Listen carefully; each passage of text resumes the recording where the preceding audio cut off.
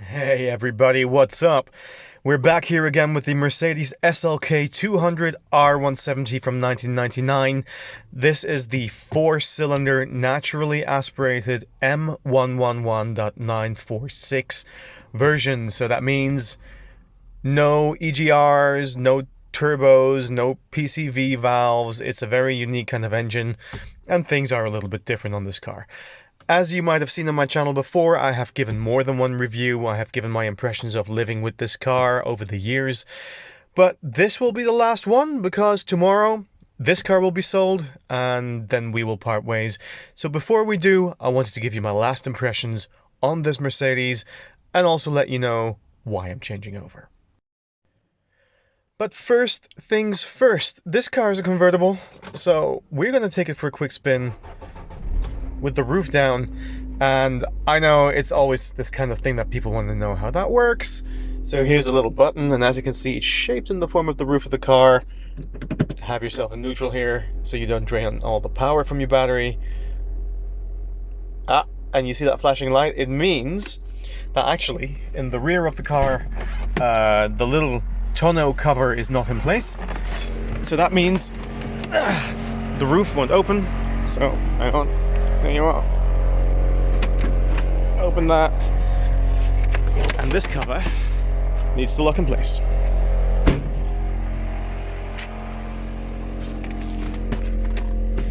Now then, back in the car. So one more time, hold this back and you will see the windows open down.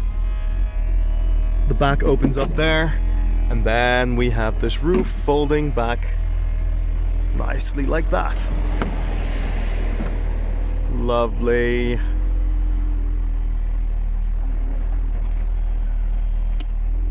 And done. We're in full convertible mode. So what we're going to do, we're going to take a little bit of a drive, and in the meanwhile I'll try to talk a bit more about this car. So here we are, just taking the car for a quick spin. I hope you guys can hear me okay, because the camera is a little bit far away from my head, but I'll try to make this as well as I can. It's the inbuilt mic, so the quality isn't that fantastic. So I have driven now 224,233 kilometers. I have done the oil changes every 5,000 kilometers. Every 10,000 I've changed the filter as well. I've used cheap oils, so you know, whichever one was the cheapest. If I'm not mistaken, that was 10W40, and those have been perfectly fine even at higher speeds. Let this guy go. And you know, all this talk about that these will damage the engine and things, well, change them out regularly enough and you will be just perfectly fine, even on a car of this age. I also fill up the E10 version of the fuels that you get here at the station, so it has 10% of biofuels mixed in, I believe.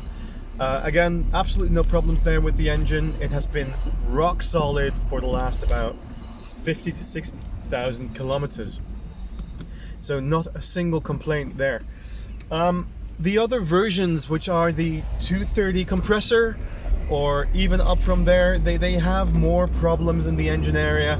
That is indeed because they have a exhaust and what do you call it, emissions compliant regulation system, so you have PCV valves that can clog up. This car just doesn't have any of that, so it is incredibly reliable as far as the SLK200 versions go. The interior, as you could see by me swinging around the camera earlier, is this two-tone black and red interior, which I think is a fantastic color combination. You get it in other colors, gray and black, and maybe just black or white and black. The red and black by far is my favorite. I love it. The sound system in this car, I have to admit, is surprisingly good. I sat in some of the new Mercedeses at the dealership recently, and it was basically as good as those new Burmester ones you get, and it's in a car of this age, it's just very, very surprising. But of course, one of the best things about this SLK is not the long swooping bonnet you see out there with those little, you know, bumps up there that give it the sort of Batmobile vibe, but it is just, in fact, it's an open top convertible, and It's spacious. I'm about 6'1". I still have headroom when the roof is down. It's plenty wide. You can put 2 people in here very comfortably. There is reasonable amount of storage space. I've always been able to sort of get everything in here, but it's a 2-seat convertible, so there's not very much, right? So if you're looking for a roomy car, this is not it. Let's talk about the handling. It sits low to the ground. It has staggered tires. It really, really corners well. The handling for a car this age is immense. I enjoy driving this. I know that people have said, and I've never driven an Audi TT or a Porsche Boxster, that those 2 cars handle and drive better than this one. But you know what? I don't care. This handles super, super well, and I've always been very pleased with it. Now the engine, being the 4-cylinder non-turbo, it is not the fastest engine in the world. Acceleration in the lower range is not fantastic. It will take you a good 8 or 9 seconds to even get to 100 kilometers an hour. Not great, but you know what? For regular everyday driving, it is plenty fast. If I take this to Germany on the highway, I can reach 200 kilometers an hour top speed. You will not be able to see the dashboard right now, but it likes accelerating in the 3,000 plus RPM range. Right, there it's most comfortable and it sits well, it likes to be there. So you can really feel that this engine has been tuned to be in that range. Fantastic. There are other points of criticism in this car, which I have mentioned before in the other review videos, so go check those out. But the windows. This car doesn't drop the windows down when you close it, right? The door's in. So the rubber seals sometimes get jammed, so you need to manually go and do that. The plastics, they're creaky, right? It's always creaking in some sort of weird way. So it doesn't give you the biggest impression of quality. Don't get me wrong, it is a good quality car, but it just doesn't give you that impression. It feels plasticky on the doors. The handles are not even false leather. It's all a bit, yeah, but fine. Looks great, but it doesn't feel great, and it creaks a hell of a bunch. The other thing is the fuel economy, and now we're going to get to one of the reasons why I'm deciding to get rid of this car. The fuel economy is not fantastic. It's not super bad at about 1 to 10 kilometers, so 1 liter to 10 kilometers of driving. On a full tank, which is about 60 to 80 liters, it doesn't actually say on here, I can get up to 500 kilometers or 550 of cautious driving out, which is not great and sets me back around 80 to 100 euros. Most smaller cars, which are more efficient, will do twice that range, and others will do even more than that. I use this car on long range driving, especially in Germany. When I drive it fast, my range drops down half that, right? So I can only get 300 kilometers out of a tank. So actually, that is not great at all, and is a real concern. Now, one of the other reasons, and this may be an obvious one, is that here in the city where I live, and this is The Hague in the Netherlands, and I'm not driving through the main city right now, but the policies have been changing over the years. Parking has become difficult. You can't take your car into town anymore. I can't park my car at my work anymore. I can not take it into other towns without paying a fortune for parking, which is, about anything between 4 to 5, 6 euros an hour. Then coupled with the actual taxes you need to pay for the car just generally every month. Then the taxes you pay for your regular parking in your neighborhood. Then the fuel you gotta pay on top of that, right? Then the yearly tests, then the repairs and parts. Now, okay, admittedly, I did most of the repairs myself, as you have seen on these videos, but even with that, my annual costs for this car came to anything between 3,000 to 5,000 euros, excluding fuel. Now, for a car that I only drive every once in a while, that is not fantastic. And there are other alternatives which are better. And some of those alternatives are electric. And that also is something I've been putting up for a while. like this car through and through. It is one of the most fun cars I have ever had. But I did recently test drive a couple of electric cars, and they are fun. They are really, really fun. They just pick up so quickly, and it's a very, very different driving experience. But really, there's something to be said about that, and I can't fault it. And actually, there is a car sharing program now here in The Hague by Sixt. You can just pick up cars, rent them. You don't pay for the charging. You can take a single trip and park them anywhere in the city. You don't pay for the parking. And the irony of the whole thing is, even though it's a rented car, if I drive it, the actual costs of driving it are cheaper than my own car. So that is completely ridiculous, and one of these other reasons why I'm now opting to get rid of the Mercedes SLK. Now, it is a tough choice. You're relying on public services, and public transport here has really not been great post-pandemic.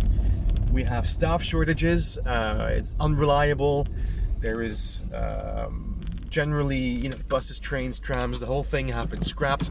So ideally, you wouldn't want to be relying on that, right? But these rent-a-car services are actually improving, and having tested it recently, I was very, very convinced it was actually quite something else. But let me just take you around the car. So as you can see, top down, it still looks really, really cool. We had the updated facelift tail lights here. I had scratches and cracks and things. Another thing to note, and you've probably seen this before, the hardtop folds away like so above the tonneau, and you can have your loading space underneath. It's not much, but you can get a pretty decent amount of stuff in there. From the side, it has a cool factor to it. There is something classic, something old school about this car. It is still a bit of a head turner, I have to admit, although it's not the most expensive car in the world, but it just has that Mercedes flair to it, and it's a hardtop. This is awesome, right? You gotta love this.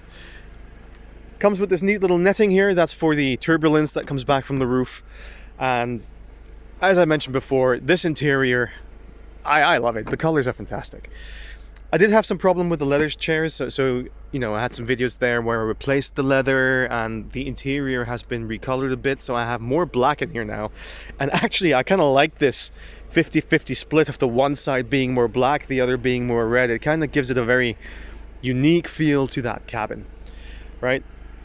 So yeah, let's get back in and continue the drive. Ah, there you go.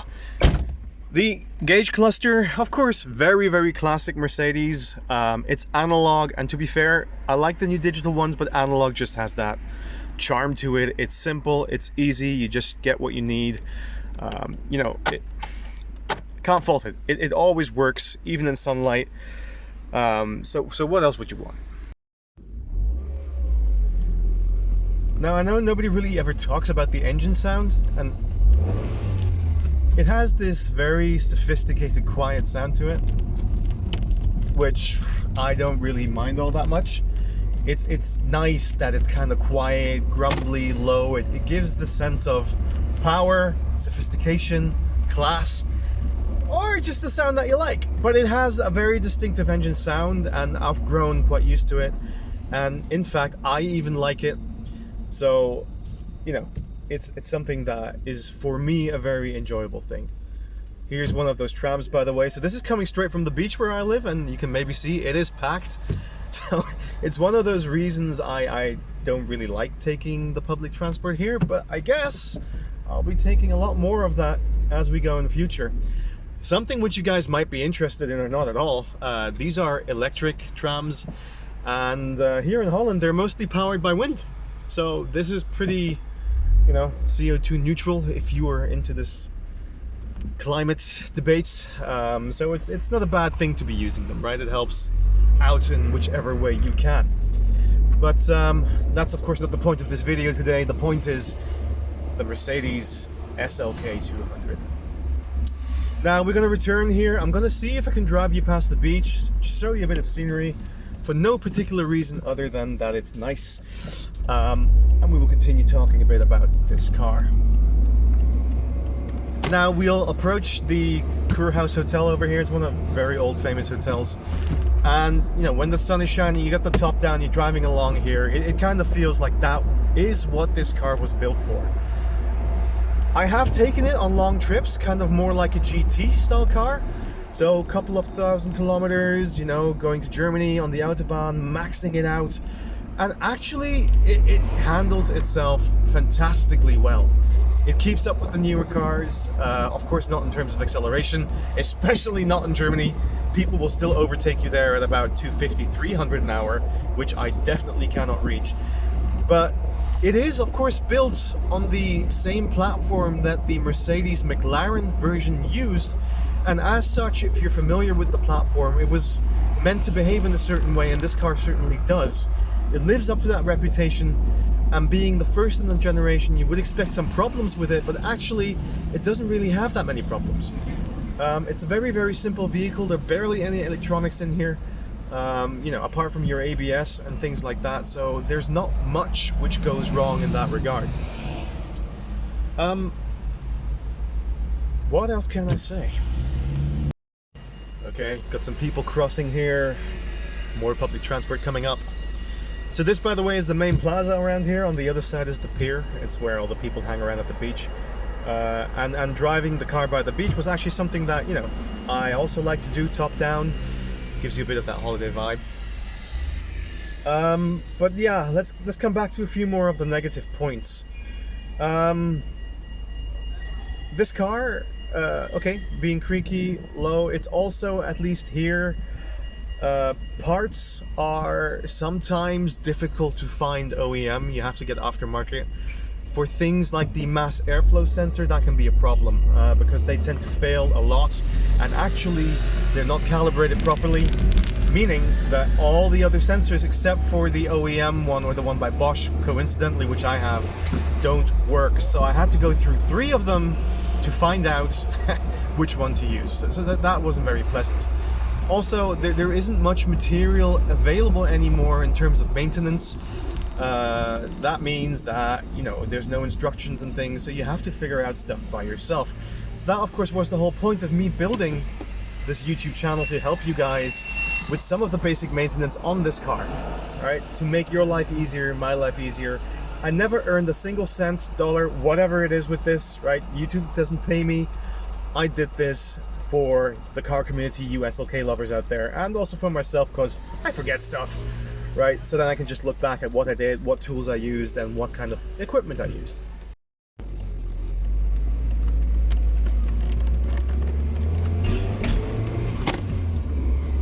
It's getting kind of darker now, so we're approaching the beach, and you can see, well, not on the camera, but it's really a nice sort of red lighting. And these gates are closed. What is happening here? One vehicle at a time. Okay, let's see about this. Ah, here we go. You can see the beach at their lovely little sailboat, and this is really the home of a car like this. It's a beach town car, it's a holiday car, and I have to say, man, in that kind of setting, nothing beats this. It is just so much style. I don't know, I know I've said this before, it is just something that is so deeply enjoyable. I'm also a biker, I ride motorbikes, you may have figured that out from my other maintenance videos, but there is something close to driving a motorbike, you know, the sense of freedom that it provides, just the ability to be able to enjoy driving. And it's something with, you know, in today's commuting to work, back from work, sitting in traffic jams, cities making life hard for you, it's something I think we've lost a little bit. We just don't, at least around these parts, don't enjoy driving anymore. Hang on, let me just get this on camera for you guys. This is great. Check this out. How cool is this? Right? Yeah. And this is exactly the type of driving experience that makes it fantastic. Nighttime driving, super cool. You can look up, you know, open roof, see the stars. What else do you want? Now, there are some other maintenance bits. Some of the light bulbs, they're not easy to reach or replace, especially in the dashboard. It's a bit of a faff. The electronic system is a bit vampiric. It drains battery mainly because of the alarm. So in one of my last videos, I removed that alarm system, and that improved the situation. Also, you know, I started trickle charging the battery, and that helped the situation a lot as well. Visibility is good. With the roof down, maybe not so much, but once, sorry, with the roof up, of course, with the roof down, it's fantastic. You can see everything, right? Every little nook and cranny is just yours for the seeing. But other than that, I think, you know, the cost is really getting prohibitive, and really I can't sort of, in any good reasoning, explain why, to myself at the very least, why I'm keeping a car mainly standing around and not going anywhere. Because the truth is, as much as I like this car, I maybe drive it once a month now. Maybe less, right? So this is unfortunate, but it's true. And in that case, Hans, you've been fantastic, but it is time to go. Right, so we'll be returning now. I think I've kind of gone through most of the points I wanted to tell you guys, so I'll just let you enjoy a little bit more of the scenery before we reach, and then close out the review for the Mercedes SLK200 series. Oh, look at that, a little beach festival with some Dutch Schlager music. Guess you gotta grow up here to enjoy that one, folks. Police everywhere. Come on, folks, get out of the way. So something else you guys might not be aware of, cycling is a real big thing over here. As you can see, everyone cycles everywhere, and it's yeah, well, so do I these days, and driving is not the biggest thing. So I will be on two wheels a lot more. So two wheels foot power, but also two wheels motorbike power. And, well, there'll be more videos on that coming up soon, so don't you worry about that.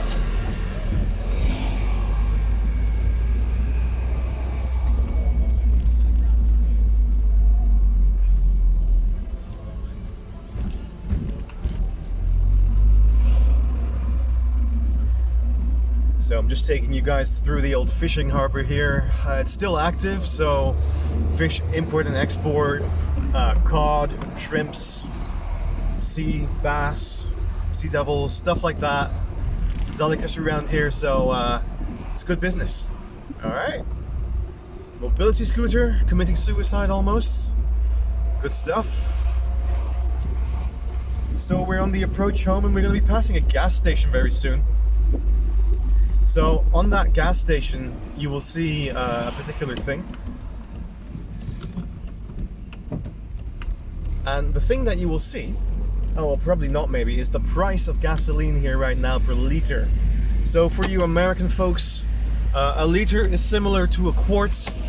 And so 4 times the price I'm going to tell you now is a gallon price. So right now I'm looking at €2 a gallon for Euro 95 fuel. So times 4, you're looking at €8 for a gallon of fuel, which is a little bit obscene, if you ask me. A few weeks ago, it was even higher, as high up as $2.30. So, you know, almost $9 a gallon. So you can understand that with prices like that, you maybe grab the cycle a little bit more. Oh, this is orange. Oops. There we are. So we're coming in for the final approach. Just enjoy one more time of accelerating. And the red lights.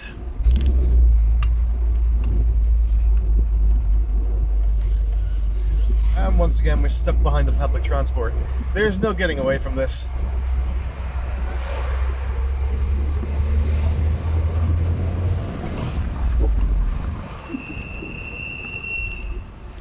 So the brakes, as you can hear, also have a slight squeal. That happened with the last change of the brake pads. I got new ones and they just spontaneously squealed.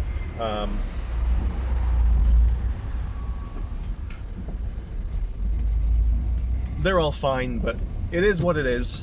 So we just live with that these days. So guys, we're coming in for the final approach here. I'm gonna park it up and start unloading all the paperwork.